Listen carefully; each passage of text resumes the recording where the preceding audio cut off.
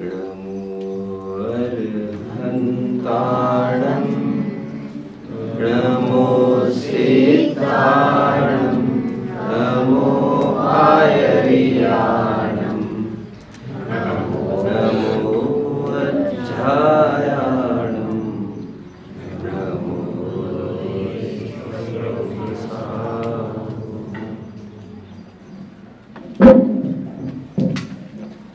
गृहमेध्यनगाराणां चारित्रोत्पत्तिवृद्धिरक्षाङ्गं चरणानुयोगसमयं सम्यक् ज्ञानं विजानाति।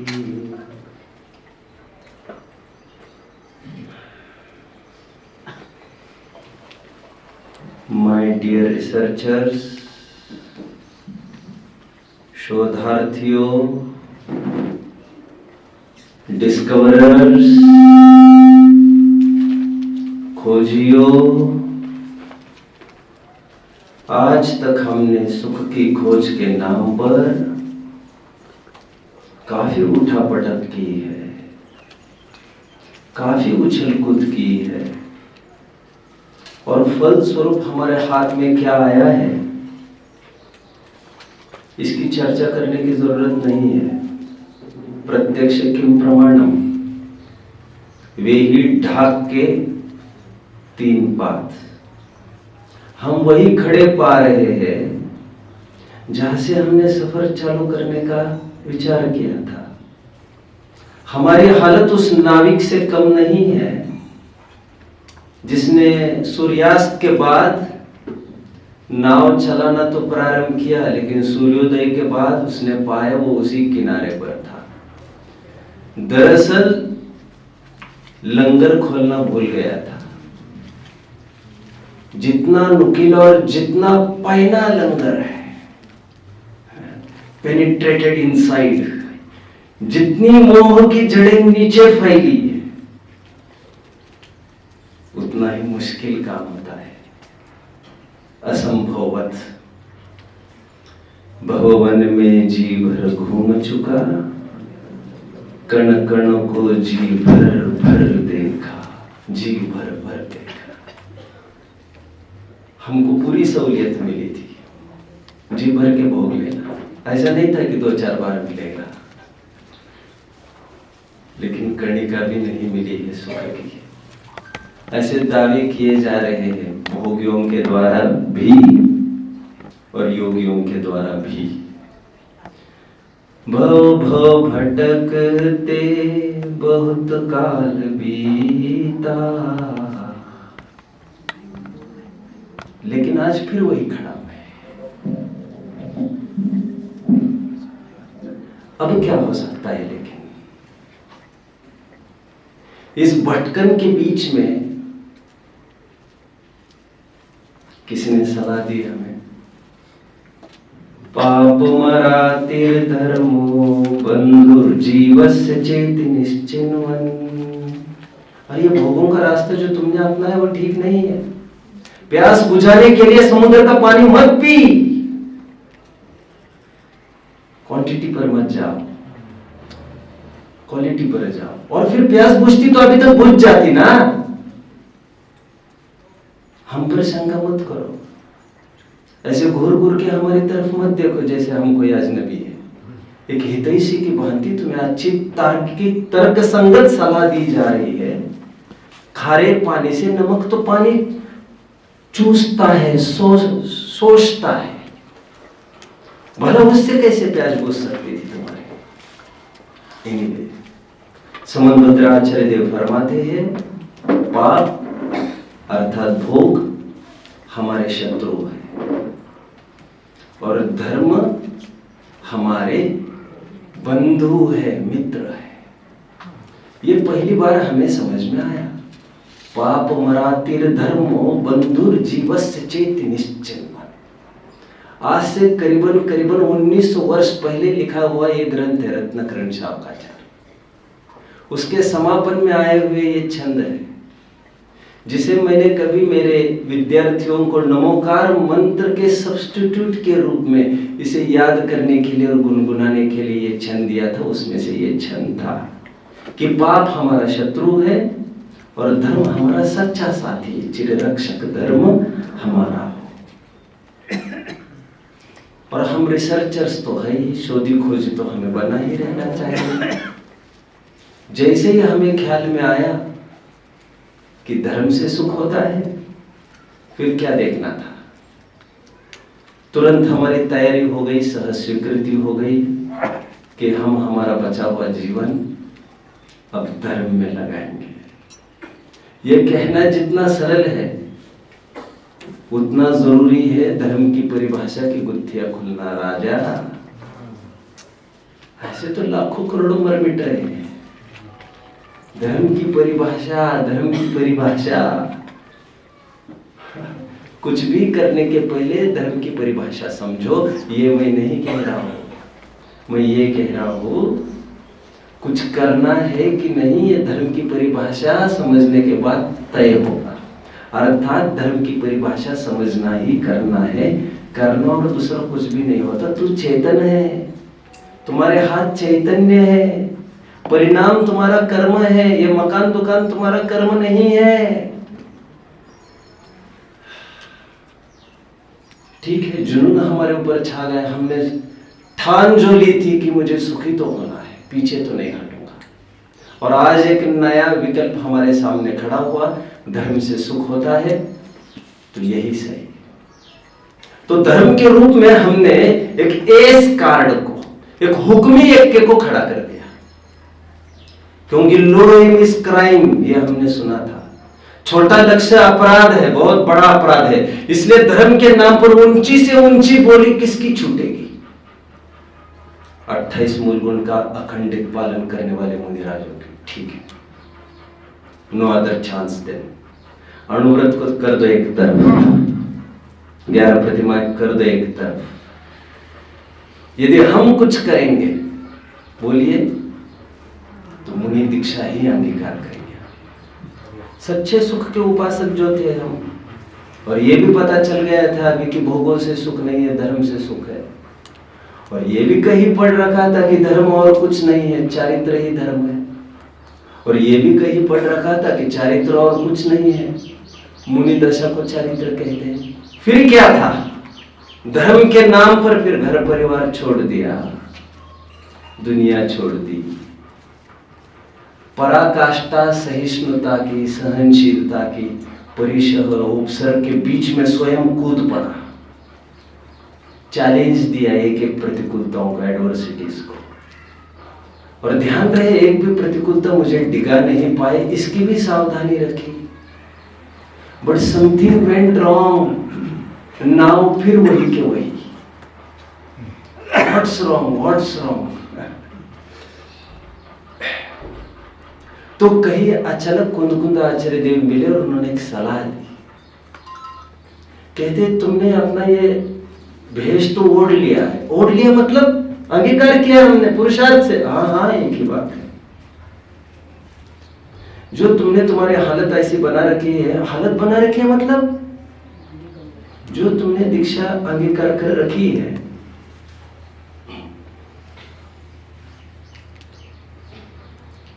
एक सलाह मिली, वो कबीर का, हाँ, कबीर का एक छंद आता है ना, बहुत अच्छा, जस की तस धर दी चदरिया, नहीं जानते, बहुत सुंदर है। कहते सभी तुमने भेष छोड़ दिए, लेकिन एक चद्दर तो ऐसी बनी है तुम्हारी, वही समय सार की 34वीं गाथा की टीका वाली, नहीं समझे अभी भी? एक चद्दर, मोह की चद्दर, वो नहीं छूट पाई तुम्हारी। जो तुमने क्या हाल बना रखा है धर्म के नाम पर। कुंद आचार्य देव ने हमें सलाह दी, बाबा जरूरत है कुछ पढ़ने लिखने की, तुम्हें चढ़ जा सूली पे, भला करे भगवान, तुरंत फटाफट, ये कोई स्विमिंग टैंक है फटाफट कपड़े उठाकर तुमने तुरंत डुबकी लगाने की, और तुम फिर ये कहते हो प्रबल पुरुषार्थ किया हमने। नहीं नहीं नहीं, आगम हीनो समणो नेव पाणम परम वियानादि अविजानन्तो अर्थे खवेदिकं माणिक्यभिक्खु। प्रवचन सारखे गाता है ये मोक्षार्थी, जो ये कहती है जो मुनि आगम से हीन है, स्वाध्याय नहीं करते हैं, उनका कुछ भी नहीं हो सकता। सब कुछ तो करके आए हैं, कुछ भी नहीं हो सकता। आगम हीनो समनो, समझ में आ रहा होगा। नेव पाणम परम वियानादि। अरे बाबा, स्व और पर का भेद विज्ञान करने के लिए, आत्मा को जानने के लिए ग्रंथ पढ़ने पड़ते हैं बाबा। घंटों उछल कूद करने वाले, नाच गाना करने वाले, ढोल ढमक पर ठमकने वाले 2 मिनट भी नहीं पढ़ सकते, 2 पन्ने भी नहीं पढ़ सकते। हालत अच्छी नहीं है। अच्छा, तो फिर क्या करना पड़ेगा हमें? तो दीक्षा छोड़ दे, मतलब हम दीक्षा रखनी हो तो रखो, छोड़नी हो तो छोड़ो। तुमने ग्रहण कब की है? फिलहाल तो तुम आगम का अध्ययन करना चालू करो। हम सुख की खोज में निकले थे और हम यहां तक पहुंच गए बच्चों। भोगों से हटकर धर्म तक आ गए। धर्म का पर्यायवाची चारित्र और मुनि धर्म को जानकर मुनि दीक्षा भी अंगीकार कर ली। लेकिन हमें किसी ने नहीं पूछा, इतनी बड़ी सभा में भी नाम तक नहीं लिया हमारा, क्योंकि सभा ज्ञानियों की थी। ज्ञानी क्यों मस्का लगाते हैं? मैं सच बोलने लग गए और मेरे महफिल के लोग धीरे धीरे खाली हो गए। ऐसी महफिल थोड़ी थी। यहाँ पर सत्य को ही इंसाफ मिलता है, और चारित्र के नाम पर उल जलूल कुछ भी एक्टिविटी करने के लिए स्थान नहीं है इस धर्म में। और आज एक नए पड़ाव पर हम खड़े। उस पड़ाव का नाम है आगम का अध्ययन। सुखी होने की हमारी तलाश हमें हमारी मां तक तो ले आई है। अभी दुर्भाग्य देखो, इतना महत्वपूर्ण चौराहे पर कोई गाफिल हो जाए तो उसकी हालत क्या होगी। यहां तक आया था, यहां तक, ओ हो। लेकिन आगम पढ़ने के बहाने, उद्यत होने पर भी उसने कुछ बातें पढ़ ली। जैसे अनंत शास्त्रम विपुलाश्च विद्या अल्पश्च कालो बहुविघ्नता च यत्सारभूतं तदुपासनीयं हंसैर्यथा क्षीर मीमांबुमध्य। तुम शास्त्र पढ़ना चाहते हो? कहाँ से चालू करोगे? समय सार से। और कहाँ अंत करोगे? अष्टपहड़ शायद 5 परमागम। अच्छा, तुम्हें 5 ही पता है। 5 करोड़ तो सड़ गल गए, अरबों तो विदेश में लेके जाने वाले। तुम 5 ग्रंथ पढ़ के क्या करोगे? और किसने कहा तुम्हें ये सिलेबस है? अरे जीवन इतना थोड़ा है तुम्हारा, शास्त्र का पार नहीं है। और तुमने मनसूबे बनाए हैं, तुमने टारगेट कर लिया है, मैं यहाँ से यहाँ तक पढ़ूंगा। अब पढ़ाने का भी टारगेट है हमारे। इसके बाद ग्रंथ पूरा हुआ नहीं और हमारा दूसरा टारगेट खड़ा है। और मैंने तय किया इस बार कुंद आचार्य देखी सभी रचनाएं पढ़ी जाए। अरे कुंद आचार्य कोई एक आचार्य है, ऐसे हजारों आचार्य हैं जिनकी गिनती नहीं है। तुम पढ़ोगे किस किस को बाबा? अनंत शास्त्रम विपुलाश्च विद्या। अच्छा, आयुर्वेद की भी शास्त्र है, ज्योतिष भी है, हमें पता ही नहीं था। अरे तुम्हें क्या पता है? अभी व्याकरण भी है, न्याय भी है। तुम कहाँ उसी चौकट में घूम रहे हो? तो फिर इतना सब कैसे पढ़े? नहीं, हम पढ़ने की प्रेरणा दे भी नहीं रहे। हम तो इतना ही कह रहे तुम्हें, अनंत शास्त्र है, शास्त्रों का पार नहीं है, इतनी सारी विद्याएं है और तुम्हें जीना है थोड़ा, उसमें भी सहस्त्र संकट है। कैसे पढ़ पाओगे? जो सारभूत आत्म तत्व है उसको ग्रहण करो। अच्छा, ओके, तो पढ़ने की गरज नहीं है। नाइस। ऐसे आगे बढ़ते गए और एक प्रकरण मिला हमें, शास्त्र स्वाध्याय में विचरने वाली बुद्धि व्यभिचारिणी है। यही तुम्हारे ग्रंथ ये कहते हैं, जो शास्त्र स्वाध्याय में विचरती बुद्धि है वो व्यभिचारिणी है। मोक्षार्थी कितने जन समझ रहे हैं मुझे? अभी तक का सफर कितने जन ने तय किया है? Just I want to know. मोक्षार्थियों में अभी तक का विषय समझने में भारी है कुछ? अच्छा, लेट आए क्या?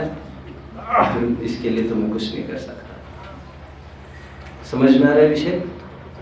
क्या नहीं समझ में आ रहा है?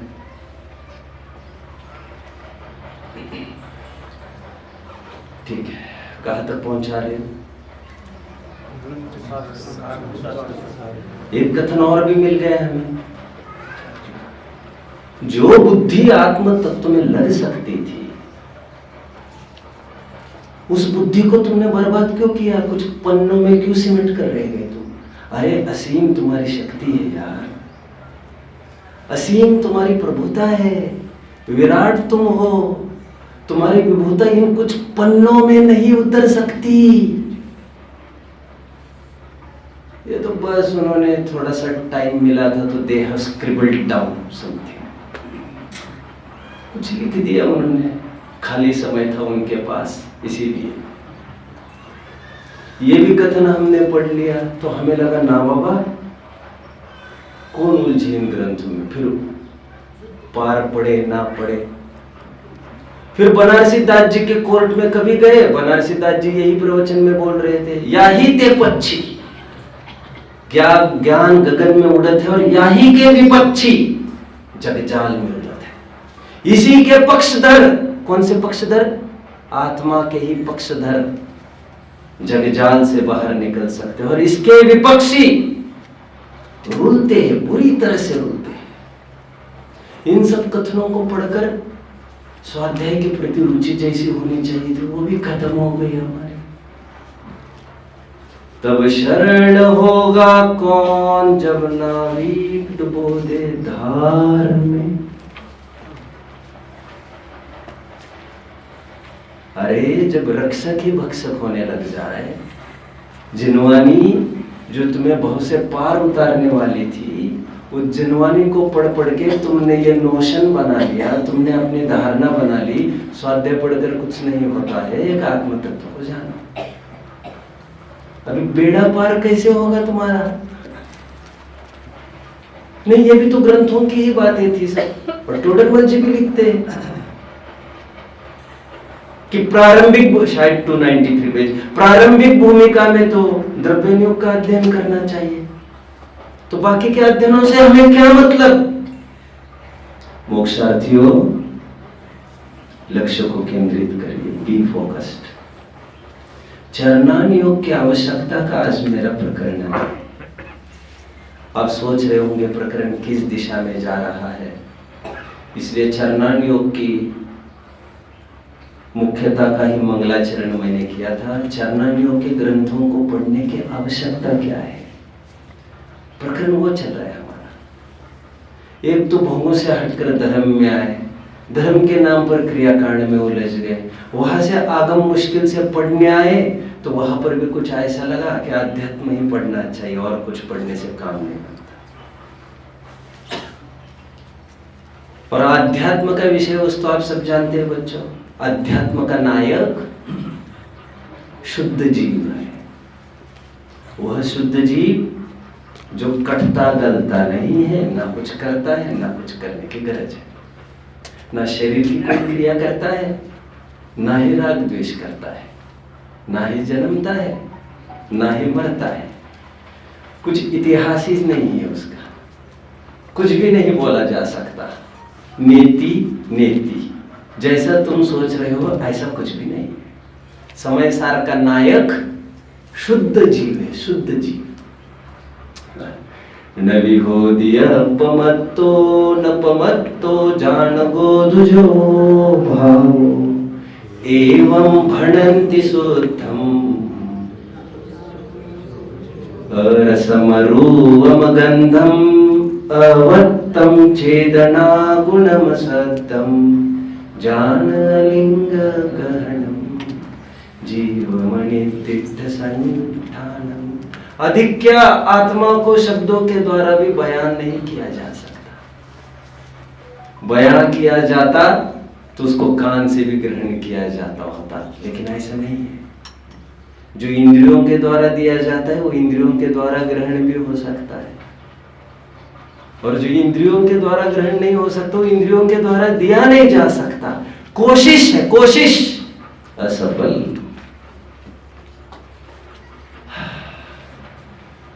तो अब क्या,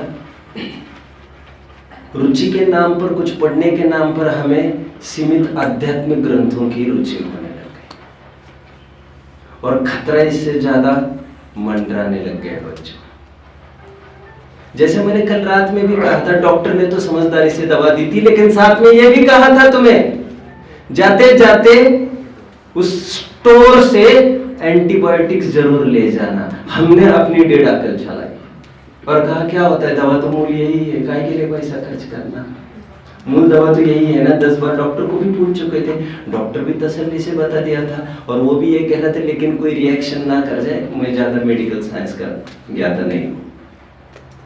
हमने एंटीबायोटिक नहीं लिया। एंटीबायोटिक मतलब समझ में आता है बच्चों क्या? स्यादवाद नहीं समझ पाए, इसके लिए एंटीबायोटिक की जरूरत थी अध्यात्म के, और फल वही हुआ।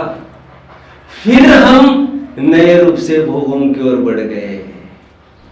लाइफ इज अ सर्कल, अक्सर वहीं पर आकर रुकते हैं जहां से चालू किया था।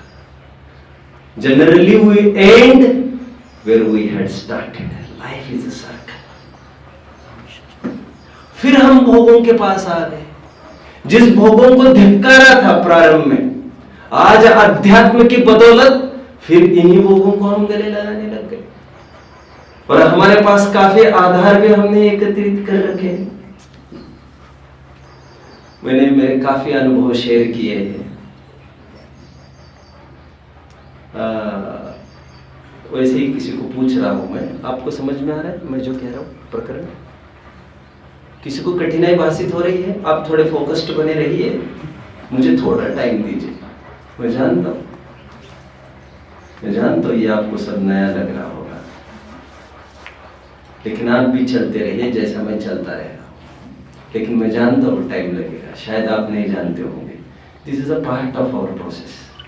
ये प्रोसेस का एक पार्ट है। चलते चलिए, चलते चलिए। Get used to first, get used to. पहले दिन कोई आए खड़े, क्या काम है हमें? तुम आओ यार, 4 दिन आओ थोड़ा हमारे पास, बैठो उठो, देखेंगे। नहीं मुझे काम देखना। अरे काम के पहले हम तुम्हें देख ले, तुम हमें देख ले, काम देखा जाएगा। हम तुम ही एक दूसरों को पास नहीं पड़े तो काम से क्या कर लेंगे हम? इतनी जल्दी मत करो, इतना टाइम तो गया ही है अपना। थोड़ा टाइम दो। हाँ लेकिन बी अलर्ट, हर एक मिनट आपकी चुनौती है, फोकस्ड बने रहिए। मैंने मेरे जीवन में सबसे पहले बार समय सार को खोला था, मैंने यहाँ पर शेयर किया था ठीक 1 साल पहले। 193rd गाथा ऑफ समय सार, और क्या योग था मेरा। वो गाथा खोली 193वीं, और वो गाथा ये कह रही थी, भोग निर्जरा के हेतु है। भोगों से क्या होता है? निर्जरा होती है। और मैंने आपको कहा था बच्चों, जैसे मैंने ये चीज पढ़ी 2-3 सेकंड के अंदर मैंने ग्रंथ को शट डाउन किया, एक तरफ रख दिया, माथा भन्नाने लग गया। क्योंकि कुन की छवि मेरे दिमाग में परोक्ष रूप से जो बनी थी वो अच्छी बनी थी। ये आदमी अच्छा है, एक खराब बात नहीं कर सकता। मुझे महीनों लगे फिर से समय सार को छूने में, तब तक मैं बहुत डरता रहा फिर से समय सार के पास आने तक। लेकिन कुछ ऐसे लोग होते हैं जो पढ़ते ही जाते हैं और समझते कुछ नहीं है, और भोग निर्जरा के हेतु जानकर वे उद्दाम वेग से भोगों की ओर बढ़ते रहते हैं। अब वो हुआ क्या बच्चों, जो फिल्म मेकर है वो जानता था, फिल्म मेकर सब देख लेता है। प्राग दृष्टवा, जिसने समस्याओं को पहले से ही देख लिया, वक्ता के स्वरूप में टोडरमल जी ने कोट किया है। कुंद आचार्य देव जानते थे कि यह जो मैं तैयार कर रहा हूं समय सार,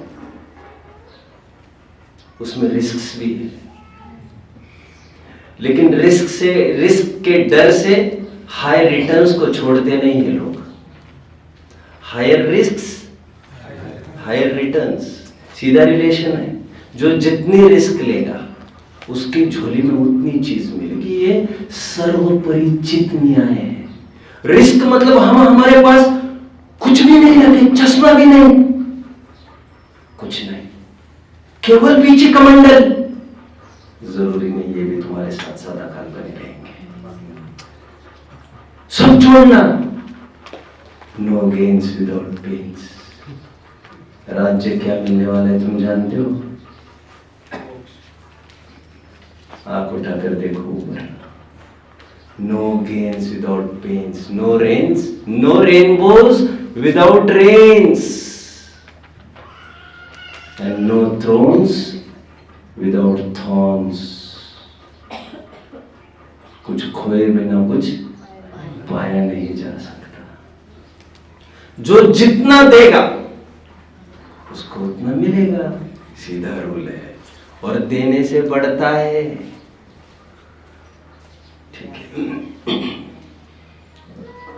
कुंद आचार्य देव जानते थे मेरे समय सार से यह हानि हो सकती है।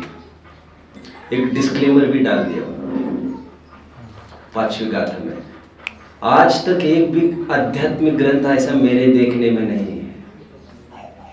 कुंद आचार्य देव ने भी पांचों आध्यात्मिक ग्रंथ लिखकर भी ये स्टैट्यूटरी वार्निंग कहीं नहीं दी। संवैधानिक इशारा ऐसा कहीं भी जारी नहीं किया उन्होंने। और यहाँ पर पांचवी गाथा में उन्होंने एक नोट जारी किया, very urgent, very urgent, very important, very important.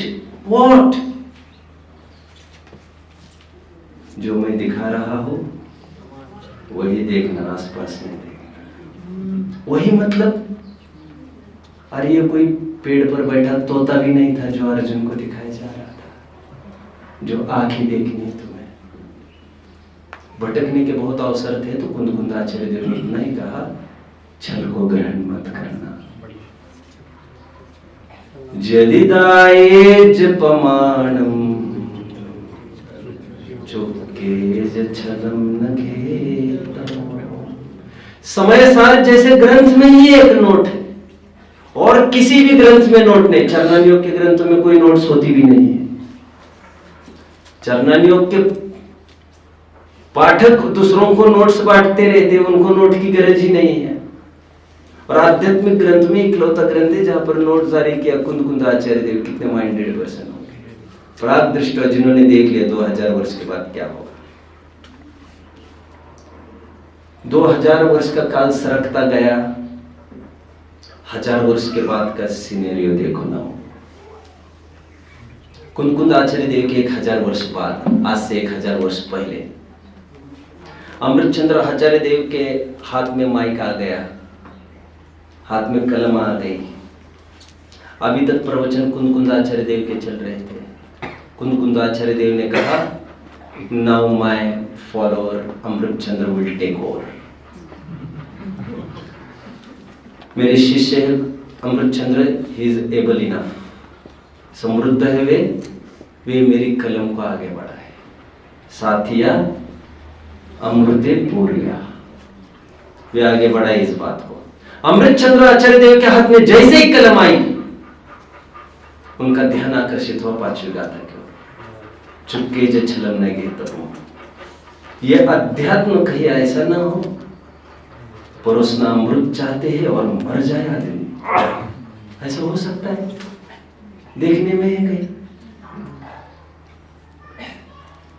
जगत में ऐसी ऐसी विद्या है जहां पर जहर से अमृत बनाया जाता है। ये कैंसर आदि की दवाइयां क्या है बच्चों? जहर से बनती है। हालांकि जहर से जहर ही बनता है, वो कोई अमृत नहीं है। नहीं समझ पा रहे आप मुझे? आप समझ पा रहे भाई साहब मुझे? Are you following? Lagging behind?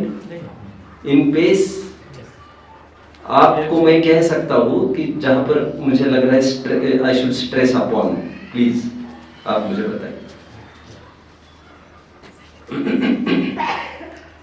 जगत में ऐसी विद्या है बच्चों जहां पर जहर से अमृत बनाया जाता है, कैंसर आदि की दवाइयां। हमारे चरणानी योग तो कहते हैं जहर से जहर ही बनता है, कारणानुसारिणी कार्यणी, विष स्वयं का भक्ष्य 22 अभक्षों में, उसकी दवा भक्ष्य कहां से होगी। लेकिन मैं लोक व्यवहार की बात कर रहा हूं। लोक व्यवहार में जहर से अमृत बनाने की कलाएं है, लेकिन यदि समय सार पढ़कर कोई भटकने लग जाए ना तो एक नई सुक्ति करनी पड़ेगी कि अमृत भी जहर बन सकता है तुम्हारी बेवकूफी के कारण। तो व्हाट कैन बी डन? तो अमृत चंद्र आचार्य देव के हाथ में जैसे ही कलम आई, उन्होंने 111वें कलश में एक बात लिखी, मग्ना ज्ञान नयेष्णोपि यदति स्वच्छंद मंद उद्यम। डूबेगा, क्या कहा? डूबेगा। जो अध्यात्म का एकांत करेंगे, अध्यात्म का नायक निश्चय का एकांत करेंगे, वे डूबेंगे, वे डूबेंगे। डूबेगा तू भी और डूबेंगे तुम्हारे साथी भी। जब कश्ती ही डूब जाएगी तो किसी के बचने का सवाल कहां खड़ा होता है? क्या किया जा सकता है? अमृत चंद्र देव कहते हैं जो निश्चय नय का ही आलंबन लेता है वह डूबेगा। यदि स्वच्छंद मंद उद्यम, वो स्वच्छंद हो जाएगा, उद्यम उसका खत्म हो जाएगा, मंद बुद्धि जैसी उसकी प्रवृत्ति हो जाएगी। जैसे खीर खांड खाकर कोई सो रहा है वैसे विषयों में मस्त रहता हुआ अपना टाइम पास करता रहेगा। अमृत चंद्र देव को फिर लगा और लिखना चाहिए। जो लोग ये कहते हैं ज्ञानियों के कोई रूल्स रेगुलेशंस नहीं हुआ करते, सावधान, ऐसा नहीं है। ज्ञानियों के कोई रूल्स रेगुलेशंस नहीं होते, ये कहा है हमने उनसे ही बुद्धि वालों को जो परखने की कोशिश कर रहे थे, लेकिन ज्ञानियों को आज भी टोक सकते हैं उनके बड़े भाई और उनके बाप। तथापि न निरर्गलम चरितम इष्यति ज्ञानी नाम। ज्ञानियों को भोग से निर्जरा नहीं होने पर भी सरप्राइजिंगली वे निरर्गल प्रवृत्ति करते नहीं पाए जाते, वे पकड़े ही नहीं जा सकते। आप समझ रहे हैं? हमने अपने आंखों से देखा। क्या देखा? मैंने देखा। बवाल मत मचा। देखा क्या ये तो बता। भरत जी बता नहीं सकते हम। एक नहीं, दो नहीं, तीन नहीं, कितनी थी? थाउजेंड्स। और तुम जानते हो 96,000 ही नहीं होती है, कोई बीच में चली जाए तो उसका भी सब्स्टिट्यूट होता है। लेकिन तुम जिस आंखों से देख रहे हो उस आंख से समय सार दिखाता ही नहीं था। अद्वितीय अक्षय चक्षु। क्या हम एक्स्ट्राऑर्डिनरी आंखों से दिखा रहे थे, विजन से दिखा रहे थे समय सार, और फिर तुम चमड़ी की आंखों से देख गए। इसलिए भी हमने कहा था दिखाऊंगा तो हम जिस जरिए से दिखा रहे उसी जरिए से देखना, और तुमने जरिया बदल दिया तो ऐसा नहीं चलेगा। अमृत चंद्र आचार्य देव ने ज्ञानी न जातु कर्म कर्तुम उचितम, ज्ञानी अनुचित कार्य नहीं करता। फिर एक कलश में डाल दिया। अमृत चंद्र देव जगह जगह पाए जा रहे ये कहते हुए कि जो लोग एकांत करते हैं निश्चय का वे तो डूबेंगे। जगह जगह ये एक पर्टिकुलर इंटरवल्स पर जैसे साइन बोर्ड्स होते हैं, कॉशन के बैनर्स होते हैं, स्पीड ब्रेकर्स होते हैं, वार्निंग्स होती है। ऐसा अमृतचंद्र देव कोमा की भांति इन वार्निंग का खूब प्रयोग कर रहे हैं, जगह जगह जगह जगह। डूबोगे मरोगे, डूबोगे मरोगे, ऐसा नहीं कहना चाह रहे हम। ज्ञानियों का जीवन बहुत अच्छा होता है, जगह जगह इसी बात की घोषणा कर रहे हैं। अमृतचंद्र देव के हाथ में जितनी कलम आई, जितनी देर माइक मंच आया, उतनी देर और उन्होंने कुछ बात ही नहीं की, केवल इतनी ही बात कही कि अपेक्षाओं को समझना नहीं तो भटकोगे, भूलोगे। अरे टोडरमल जी के श्रोता तो देखो, भरत आदि भी भोग करते, भरत आदि भी लड़ाइयां करते हैं। Mind your language. भरत आदि का उदाहरण दे देकर यदि स्वच्छंद प्रवृत्ति करेगा तो तीव्र आश्रवबंध को प्राप्त होगा। वे उनकी बात हम बाद में करेंगे। अभी जितना हम कहते हैं वो पहले बताओ, वो पहले बताओ। पहले क्यों बताइए? यह समस्या तुम्हारी अकेले की है। रुकना, तुम क्लास के बाद देख लेंगे बात। भरत आदि का उदाहरण दे देकर यदि स्वच्छंद प्रवृत्ति करेगा तो तीव्र आश्रवबंध को प्राप्त होगा। मजबूरी का लाभ नहीं उठाया जाए। आचार्यों की कुछ मजबूरियां रही, सभी प्रकार के सभी स्तर के लोग उनके सामने थे। कहना पड़ा आचार्यों को, विष्णु कुमार की पीठ थपथपानी पड़ी, थपथपानी पड़ी उस ग्वाले की पीठ। 274 page I am referring to. सभी उदाहरण वहां के पढ़ना पड़ेगा, वहां से समझा क्या? कौन से ग्वाले की पीठ थपथपाई? वही ग्वाला जो उपसर्ग निवारण के नाम पर मुनिराज पर उपसर्ग कर रहा है, आग लगाकर ठंड में। समझ रहे हो? कुछ छेड़छाड़ मत करो, तुम जैसे वैसे बने रहेंगे तो। प्रकृति में छेड़छाड़ अपराध है, समझ रहे हो? और प्रकृति बनाम मुनिराज। अकलंग स्वामी की याद आ रही है, लेकिन अभी अकलंग स्वामी को फिर कभी। तू भरत आदि के उदाहरण दे देकर स्वच्छंद प्रवृत्ति करेगा तो तीव्र आश्रवबंध को प्राप्त होगा। आध्यात्मिक ग्रंथों में भी जगह जगह प्रिकॉशंस बताए गए थे, तुम्हें गाइडलाइंस दी गई थी। अभी देखिए गाइडलाइन कितने जन दे रहे हैं। जगह जगह इस रास्ते पर एक एक मिनट पर नाइट लैम्प कहते हैं ना उसको, नाइट लैंप्स लगाए गए, राइट, स्ट्रीट लाइट्स लगाए गए। और फिर भी तू धड़कता है जाकर, तुम्हें क्या कहना? और एक इतनी सब वार्निंग्स दी जा रही थी और फिर भी आज से ठीक 500 वर्ष पहले बच्चों एक बहुत बड़ी दुर्घटना हुई इस रास्ते पर। इस रास्ते पर बहुत बड़ी दुर्घटना हुई 500 वर्ष पहले। कोई बताएगा मैं क्या कहना चाहता हूं? हमारे समाज के एक शीर्ष विद्वान, an ace speaker, an ace writer, उनके साथ एक दुर्घटना हुई। ऐसे ही थे तुम्हारे जैसे, बहुत अच्छे थे, रात दिन अध्यात्म पढ़ते थे, बहुत अच्छे थे, अध्यात्म लिखना भी चालू किया, बहुत अच्छे थे, बट वे रोक नहीं पाए अपनी हानि को, क्षति को। क्यों? बनारसी दास जी नाम के एक विद्वान हुए, वे रात दिन अध्यात्म पढ़ने लग गए। तब बनारसी बाचे नित, वस्तु अर्थ विचारे चित, पावे नहीं अध्यात्म पेच,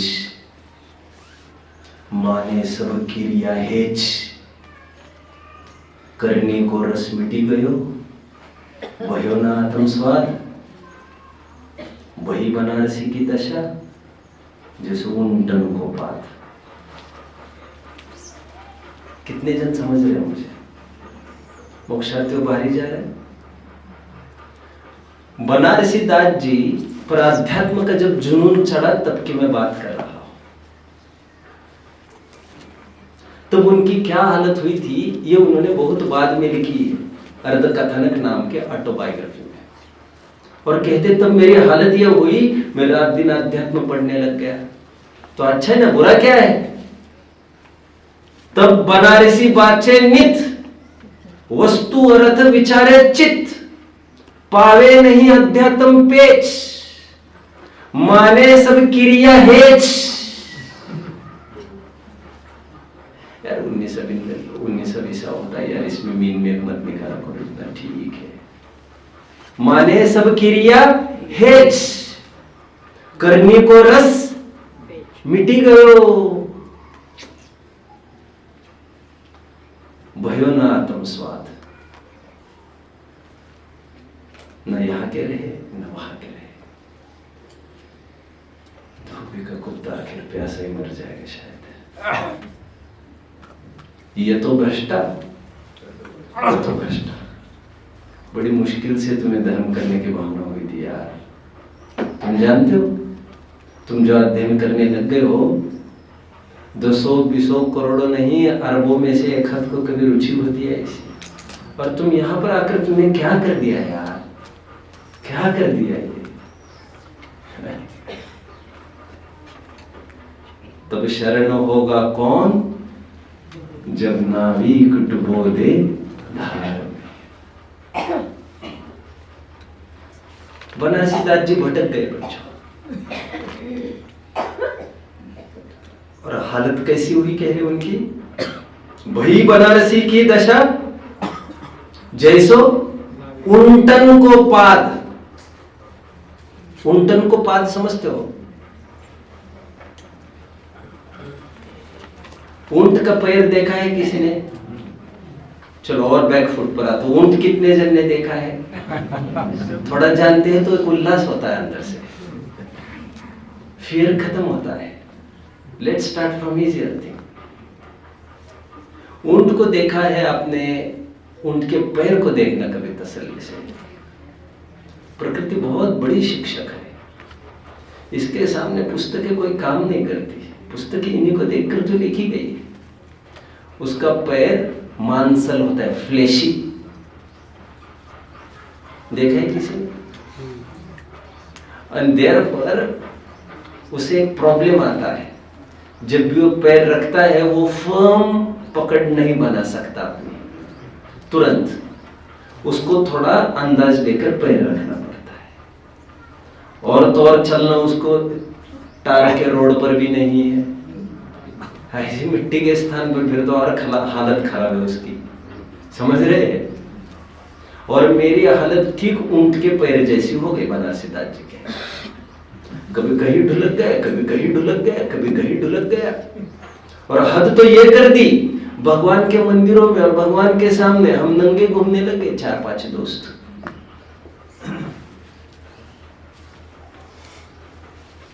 नगन होए चारों जने, और बंद कोठरी माही, और कहते हैं परिग्रह सब उतार दिया, हमको कुछ परिग्रह नहीं रहा और हम तो महाव्रती हो गए, कहे हमें कछु परिग्रह नहीं। यह हालत बनारसी दास जी पर हो गई। अध्यात्म पढ़ पढ़ के कहो, अथवा एक शब्द बीच में ऐड करके बोलूं तो चरणान योग के बिना का अध्यात्म पढ़ पढ़ कर। अभी बनारसी दास जी ने क्या किया देखिए। बनारसी दास जी हैपेंड, अच्छा टाइम आना था, उस रोड पर एक्सीडेंट तो हो गया था और बुरी तरह से घायल हो गया था एक आदमी। चलती हुई अंतिम सांसों के चलते ही एक कोई मसीहा आकर खड़ा हुआ वहां पर, और उन्होंने कुछ दवा देकर उसका काम कर दिया, पुनर्जीवित हो गए। रोड समझ में आता है बच्चों? वो जख्मी आदमी समझ में आता है कौन? बनारसी दास जी। बनारसी दास जी का योग बना वहां के आगरा में स्थित, तब शैलियां चलती थी। आगरा में एक शैली चलती थी, 3 शैलियों में से एक सांगानेर, एक जयपुर कामा, एक आगरा चलती थी, पढ़ लेना चाहिए। तो आगरा में गए, वहां पर रूपचंद जी पांडे की क्लास चलती थी गोमट सार पर। अब कैसा मिसमैच है देखो। कहा तो आध्यात्म का आदमी जिसने आत्मा के अलावा और कोई चर्चा ही नहीं सुनी है, केवल एक आत्मा ही आत्मा उसके लिए सब कुछ है। एक देखिए जानिए रमी रही एक ठोर, आत्मा के अलावा और कोई चर्चा को भी कथा मानते। ऐसे लोगों को गोमट सार का योग बन गया। कैसे पढ़ा है, कैसी स्टाइल होगी पढ़ाने की, आप कल्पना कर सकते हो।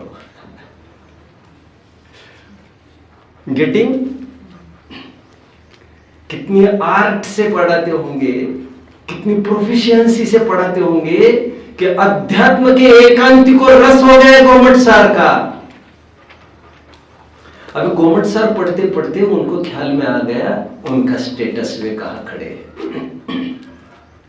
तो वे समय सार नाटक पूरा लिख चुके थे तब तक। फिर समय सार नाटक लिखने के बाद लिख चुके थे ऑलरेडी। जब भटक गए थे ना बनारसी दास जी, तो भटके हालत में लिखा हुआ ये मास्टरपीस आज है हमारे पास। समझ रहे हैं?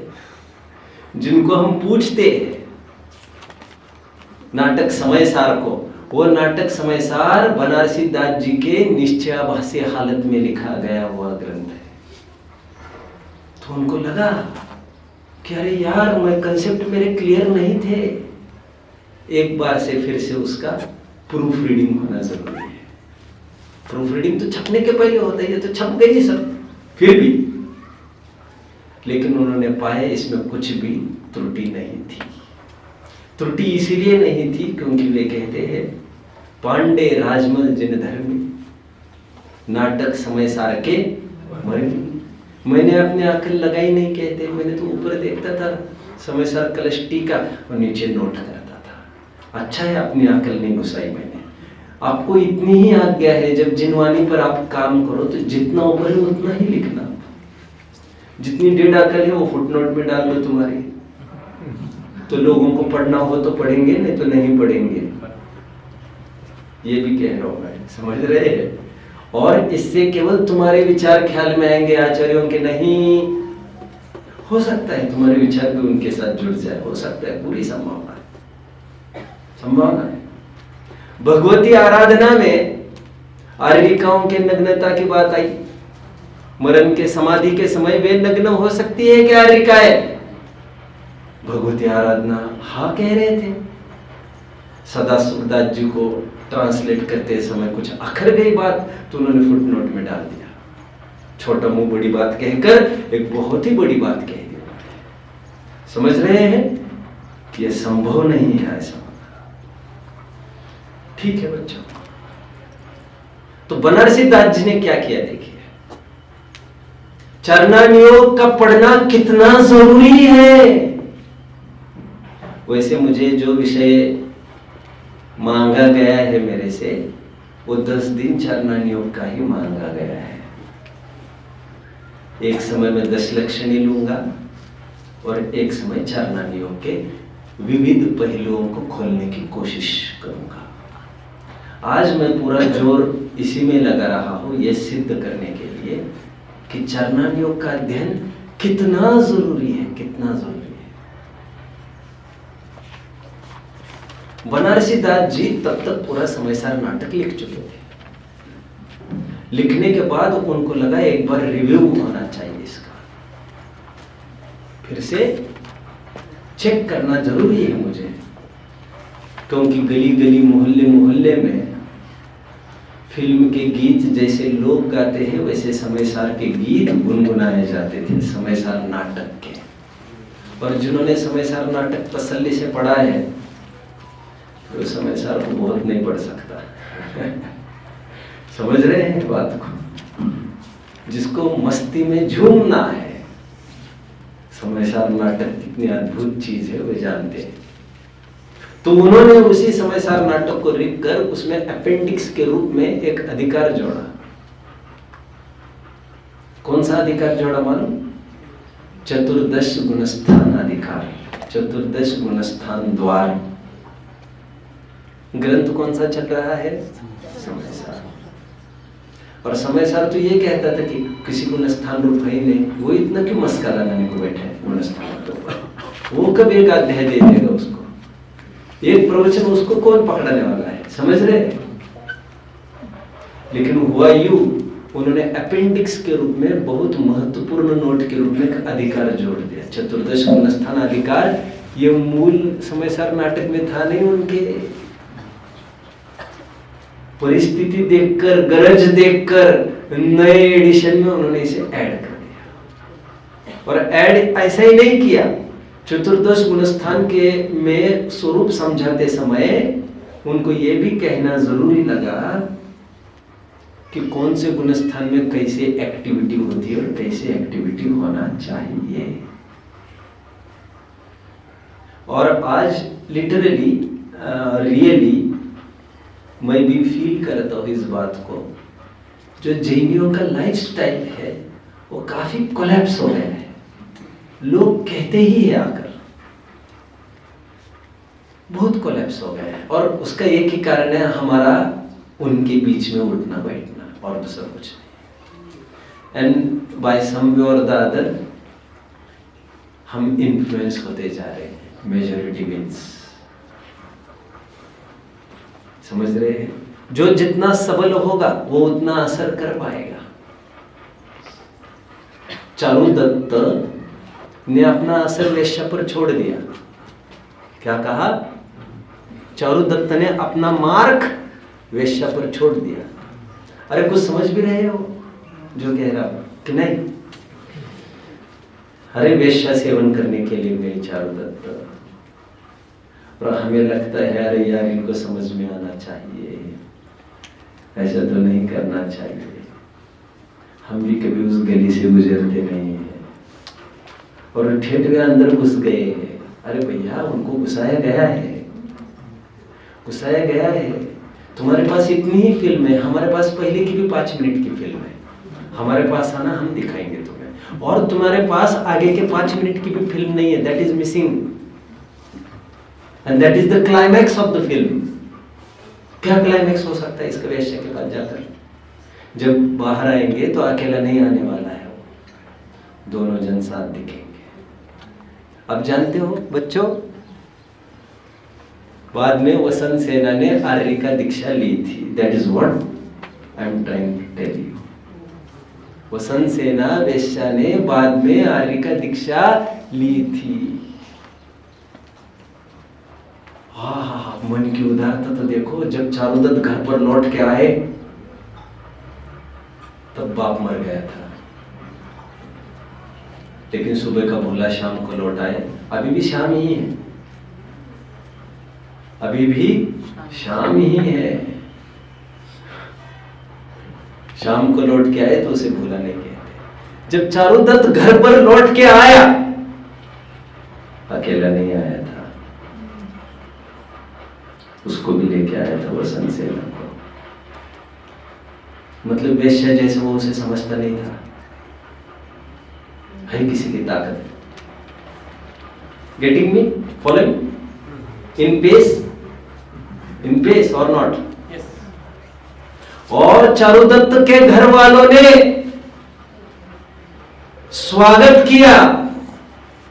नाक बहुत सिकुड़ते नहीं रहे, कहा रही होगी, कैसी रही होगी, हमारे बच्चे को बिगाड़ दिया। स्वागत किया और आपस में खूब प्रेम रहा चारुदत्त के और पत्नियों को। इनका दंग रह जाएंगे आप देखकर। और बाद में वसंत सेना ने आर्य का दीक्षा भी ली थी। वेल, लेकिन बनारसी दास जी को ऐसा लगा कि लोगों को लाइफस्टाइल पता नहीं है, जैनियों का लाइफस्टाइल कैसा होना चाहिए। अधिकांश समय यार तुम्हारा कमाने कमाने में जा रहे, अधिकांश समय हम बच्चों को समय नहीं दे पा रहे। सब टाटा टूट हो गए, 10 जन 10 जगह हो गए, जिनवानी पढ़ने को किसी को फुर्सत नहीं है। आप कैसे जैन बने रह पाओगे? कैसे जैन बने रह पाओगे? आपके आलू प्याज का त्याग थोड़े ही दिन का है। आपके आने वाली पीढ़ियों को जैनत्व दे नहीं पाएंगे। इस भ्रम में मत रहो। और 10-20 दिन की तैयारी क्यों करते हो तुम? एक स्थायी उपाय हम बता रहे हैं। तुम्हारी भी परंपरा चलेगी, लौकिक भी और लोकोत्तर भी। कितने जन समझ रहे? लोकोत्तर मतलब भव-भवांतरों की, लौकिक मतलब बाप बेटा आदि की। 2 प्रकार का है ना बच्चों, जनरेशंस। एक लैटरल है एक हॉरिजॉन्टल, एक वर्टिकल।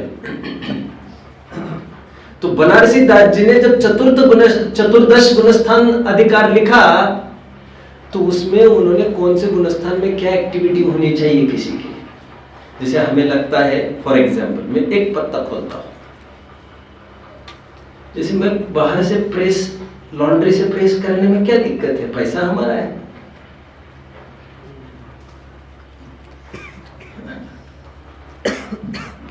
अभी तुम्हारी क्रीज उतर जाएगी तो तुम्हें पता चलेगा। तो फिर हमें क्या करना चाहिए? तो आओ रोजाना स्वाध्याय में तो तुम्हें पता चलेगा। नहीं, क्रीज उतरती हो ऐसा कोई स्वाध्याय नहीं चाहिए। बनाए रखो तुम्हारी क्रीज, फिर तुम्हारे पास क्रीज के साथ साथ मुफ्त में कुछ फल भी मिलते हैं, उनके लिए भी फिर तैयार रह जाओ। समझ रहे हो बच्चों? कुछ वस्तुओं के साथ उनके अपने अपने रोग तय है। ये वस्तु है तो ये रोग, जैसे वस्तुओं के साथ उसका स्वास्थ्य लाभ भी तय है। यस, अभी तक मैं लगभग 1 घंटा बोल रहा हूं, आप फॉलो कर रहे हैं पूरी बात? कुछ you think I am missing? कुछ नहीं, कहीं भी अटका ख्याल में आ रहा है? नहीं। वैसे मेरा प्लेटफॉर्म इतना ही है, आप आए हो तो अच्छी बात है। मेरा इतना ही प्लेटफॉर्म है। I am focusing on only these 15। यही मेरी आर्मी है, यही मेरी टीम है। आप तो 10 दिन के बाद चले जाएंगे जी। आपके भरोसे थोड़ी दुकान खोल बैठा हूं मैं। यह हमारे साथ दिन में 2 घंटे नहीं, 24 घंटे ये मेरे ही साथ है बच्चे, मेरे ही साथ है। मैं भी इनके साथ जीने की कोशिश करता हूँ, ये मेरे साथ जीने की कोशिश करते हैं। मैं इनका शरीक होने की कोशिश करता हूँ, ये मेरे शरीक होने की कोशिश करते हैं। हम सभी एक समान ही तो है। बनारसी दास जी ने जब पांचवें गुणस्थान की बात लिखी तो उन 5 गुणस्थान में उन्होंने लिखना जरूरी समझा कि ये 22 अभक्षों का सेवन ज्ञानी नहीं करता है। अमुक चीज नहीं खाना, अचार नहीं खाना, ये समय सार के ग्रंथ में मिल सकता है? इसे कोई कल्पना कर सकता है?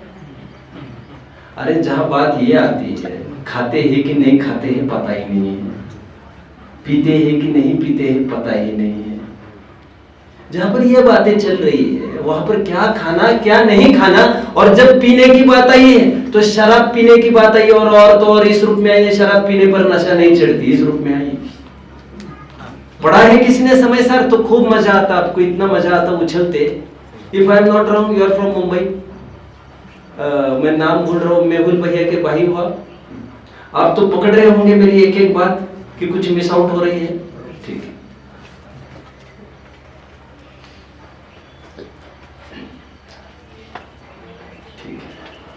हमारा परिचय हमारे भाई की तरफ से दिया, ये भी थोड़ी कमी है। मेहुल भैया के भाई बोले आप मेरा नाम भूल गए, मेहुल तो मेरा छोटा है। प्रेम होगा, हम गुजरातियों में तो वैसे भाईचारा है, ये तो सगा भाई है हमारा। लेकिन हमारा परिचय पराये की तरफ से क्यों?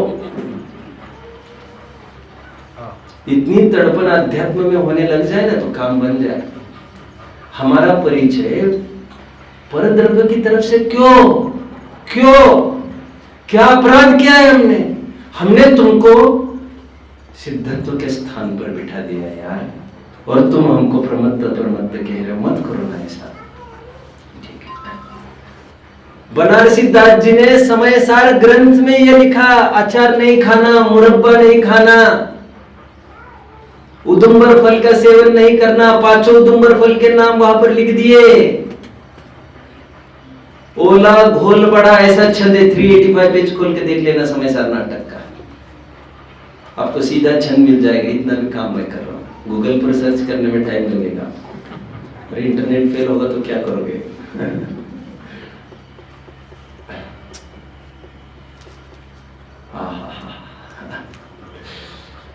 और जब यही इंटरनेट फेल होगा तो क्या करोगे?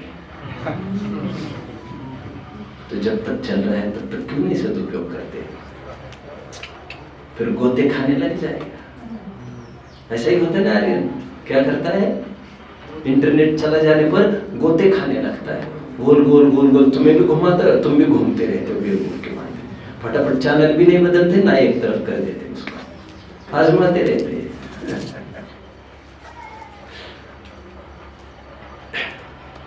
आजकल ये फोन आ गया ना मेरे पास। चलो ठीक है, यार छोटा फोन चलता ही नहीं ना भाई साहब। अरे मैंने कहा ये क्या हो गया।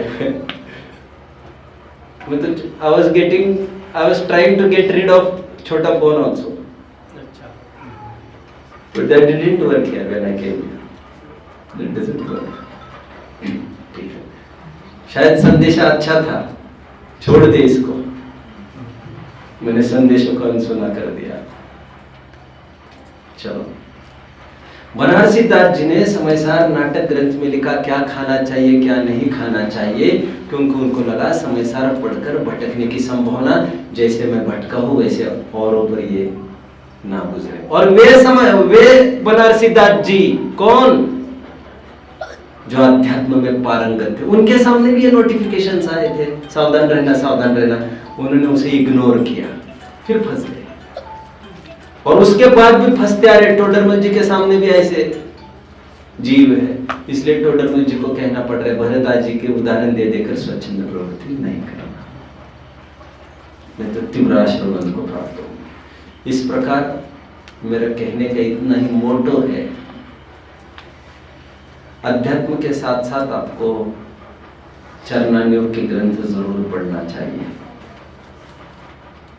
प्राइमरी स्टेज में यदि चरणान्योग पढ़े तो और अच्छा, यदि समय का कुछ भी भरोसा नहीं है तो साथ साथ, यदि भरोसा लग रहा है तो फिर पहले तसल्ली से चरणान्योग का अध्ययन आपको करना चाहिए।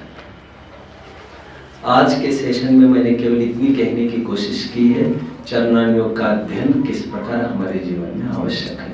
बहुत सारी गुत्थियां सुलझ जाती है। टाइम तो मेरा हो गया है, तो लेकिन मुझे कौन उठाएगा। बहुत टाइम पहले की बात है बच्चों, मैं नाम वाम लेना बहुत जरूरी नहीं समझता हूँ, ले लेता हूँ। खनियाधाना में आज से करीबन 15-17 साल पहले एक मुनिराज का चौमासा कराया गया। आइडिया है किसी को? कुछ आइडिया नहीं है। अब ये भी मैं ही बोलूंगा तो काम क्या बनेगा।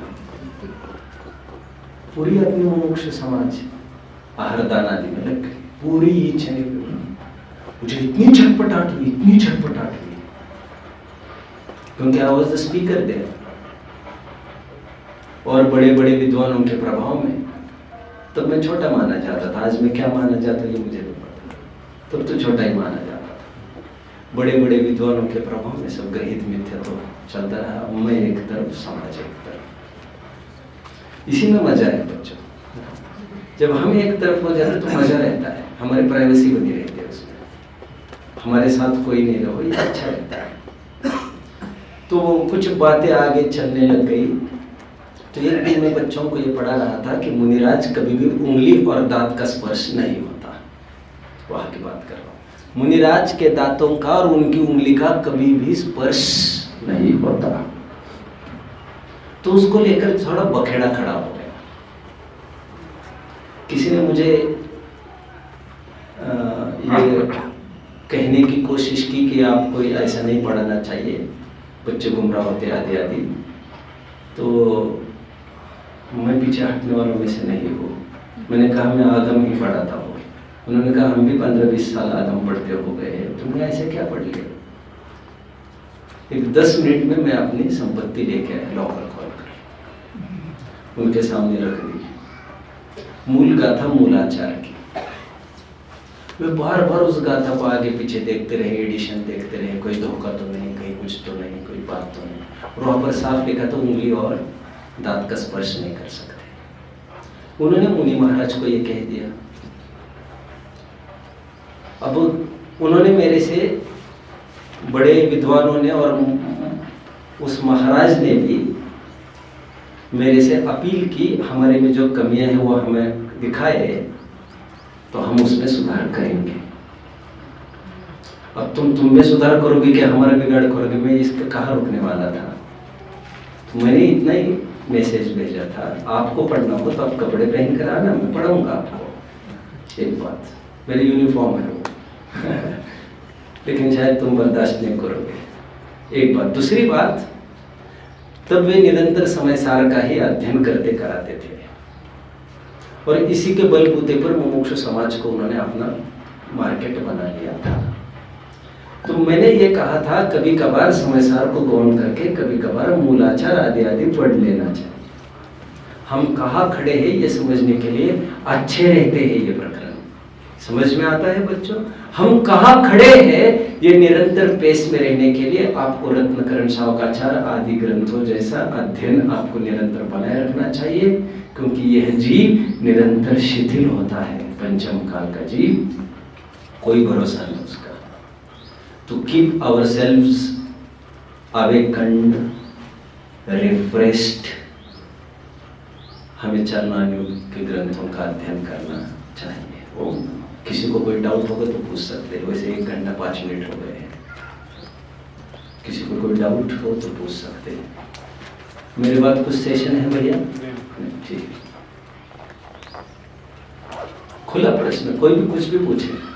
प्रश्न टूटा फूटा होगा तो प्रश्न को भी मैं सुधार दूंगा। कोशिश कर, बोलिए प्लीज।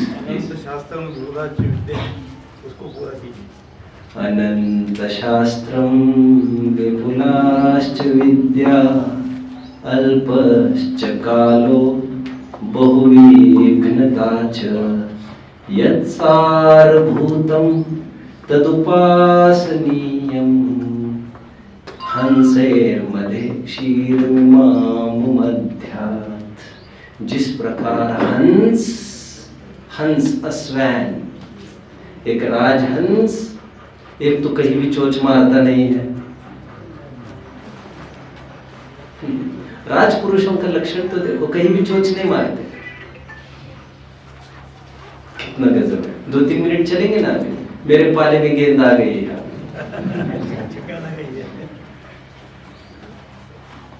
मैं नाम भूल रहा हूँ राजा का, आप शायद बता पाए तो मैं नहीं कह सकता। मंथन भाई तो बता देते।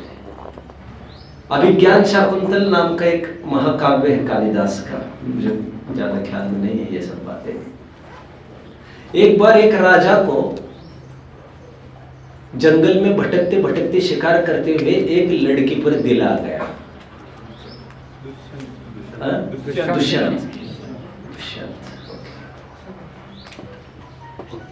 दुष्यंत को एक लड़की पर दिल आ गया। दुष्यंत,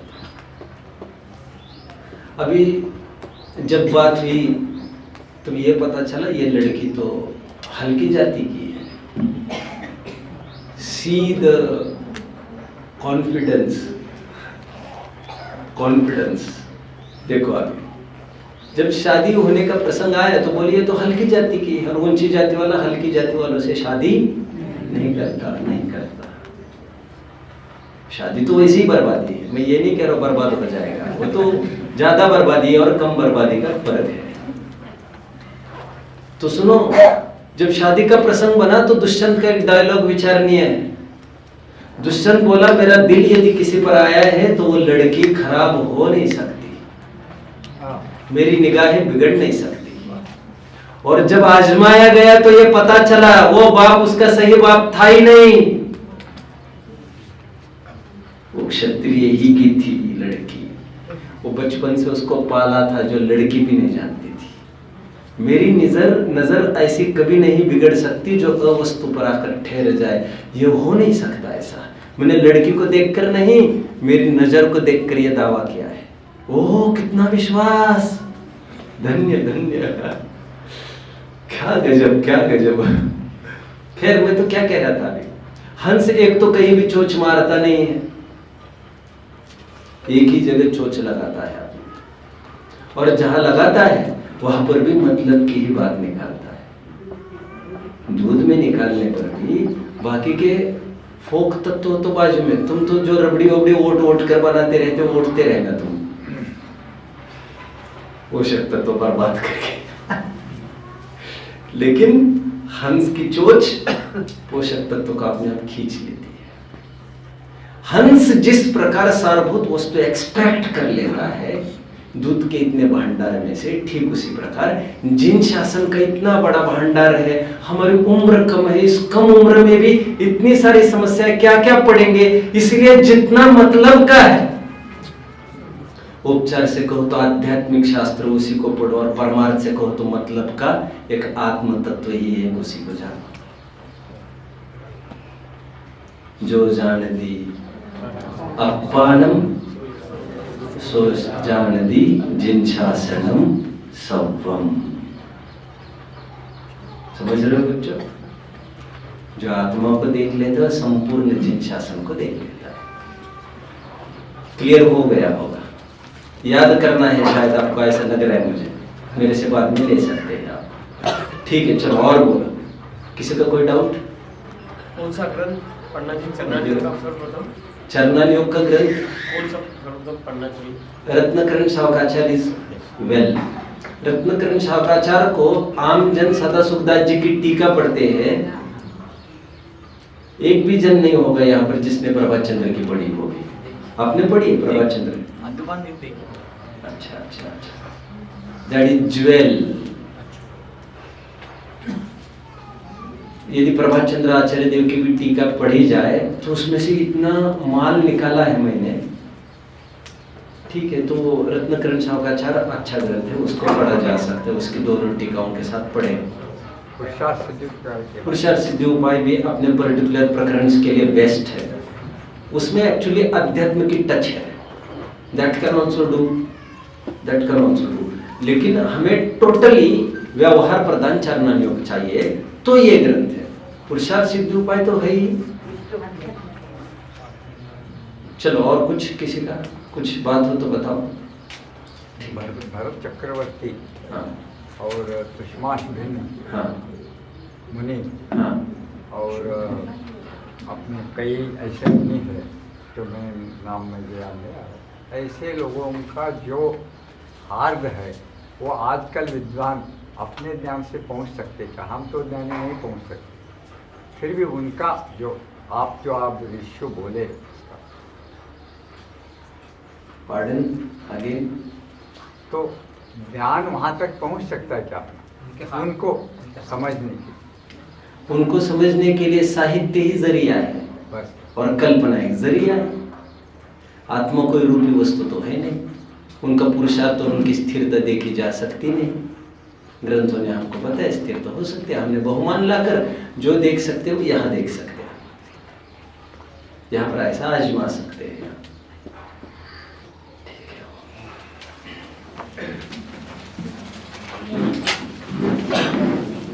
ठीक है।